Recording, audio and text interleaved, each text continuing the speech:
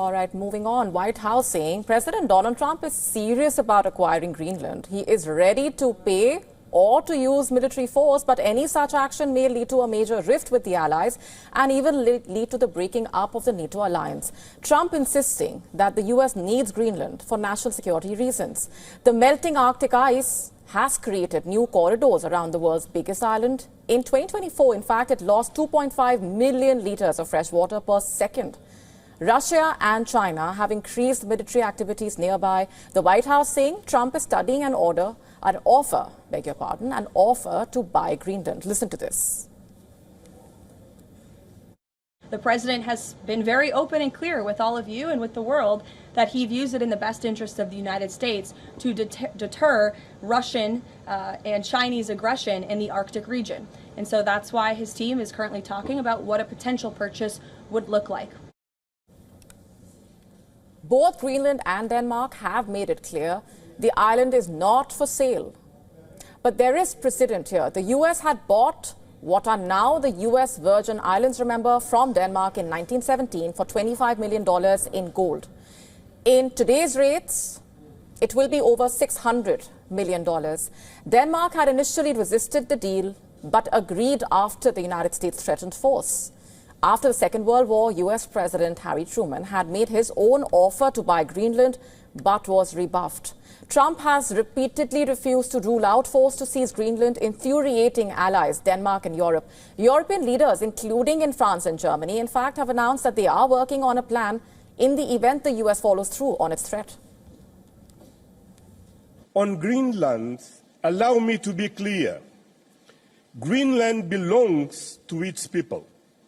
Nothing can be decided about Denmark and about Greenland without Denmark or without Greenland. They have the full support and solidarity of the European Union. Europe will remain a firm and unwavering champion of international law and multilateralism. If any invasion or even a Venezuela-like operation takes place, Denmark's forces are duty-bound to retaliate. A 1952 Danish royal standing order states that its forces must immediately engage the enemy without waiting for specific orders, even without a formal declaration of war.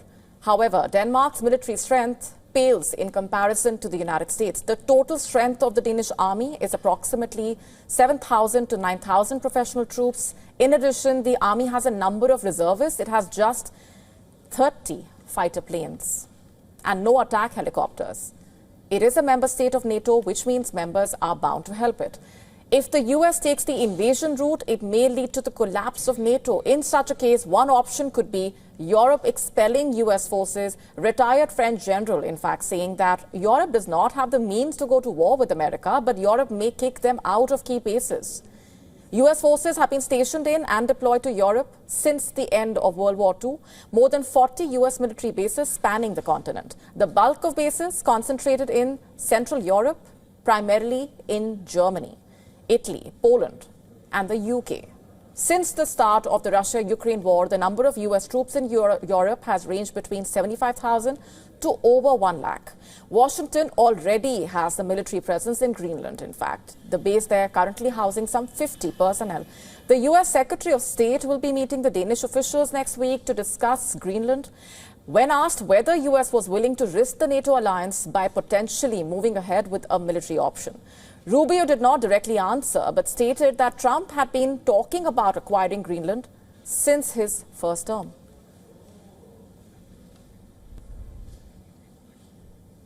And earlier, we spoke to Dr. Glenn Deason, Professor of International Relations at the University of Southeastern Norway, and we also spoke to Professor David Dunn, Professor of International Politics in the Department of Political Science and International Studies at the University of Birmingham. Listen in.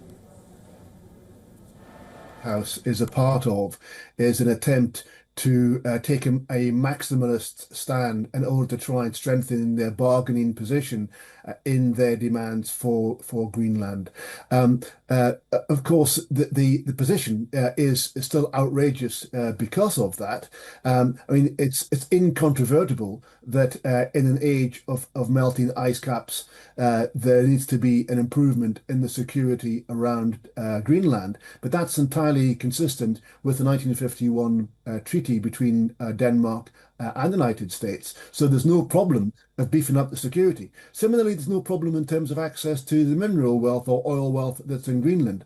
What the problem is that this idea that we want to buy it, and we demand to have it, and that is politically problematic, and it's unlikely to amount to a military force. It's unlikely to be a military clash, because it would be unwise of the Danish forces there to engage their American counterparts. Same to Panama. They said they would annex the Panama Canal, and they start off with this hard opening position, and at the end of it, Panama accepts that it will walk away a bit from the China's Belt and Road Initiative and give preferential access to the United States. So it could simply be a negotiation tactic. On the other hand, I don't think you should underestimate Trump's contempt for the Europeans. You've seen it in his rhetoric, but also in the new national security strategy. But the problem is, if you use military force, if I was advising Trump, the concern is due to the polarized political climate in the United States, the next administration might reverse it to patch things up with the Europeans. So it's better to get a sale instead, something that get the consent of the Europeans or the Danes and the at least, and then from this point, make it more permanent. In terms of what the Europeans can do, I don't think they can do much, to be honest. I know they're making threats so far, but that's just as a way of deterring. But if the US goes in, I don't think they would do much. The problem for the Europeans is that they made themselves excessively dependent on the United States. To stay up to speed with the latest news, download the WION app and subscribe to our YouTube channel.